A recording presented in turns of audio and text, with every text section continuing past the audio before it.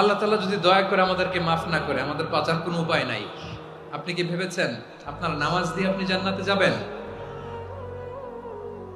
আপনি তাহাজ্জুদ গুজার, সেজদা দিতে দিতে কপালে দাগ ফেলেছেন, এটা আপনারা জান্নাতে নেবে না?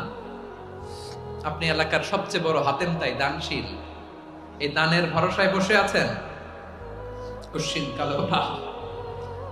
আমাদের নামাজ, আমাদের রোজা, আমাদের ইবাদত, এগুলোকে মিজানের পাল্লায় উঠালে কোনো ওজনই হবে না। তবে আমাদের একটা কৌশল জানা আছে, আমরা আল্লাহর রহমতের ভিখারি। আমরা সেদিন আগেই গুনার স্বীকৃতি দিয়ে দেব। আমরা বলবো, আল্লাহ তুমি প্রশ্ন করার আগে তোমার একটা কথা বলি, আমারে কিছু জিজ্ঞেস করো না, আমি সব করেছি।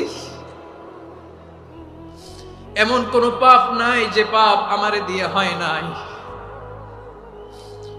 তোমার রহমত দিয়ে তুমি জান্নাতে পাঠাবা, তোমার দয়ায় জান্নাতে যেতে চাই, আমল দিয়ে না। পারবেন বলতে?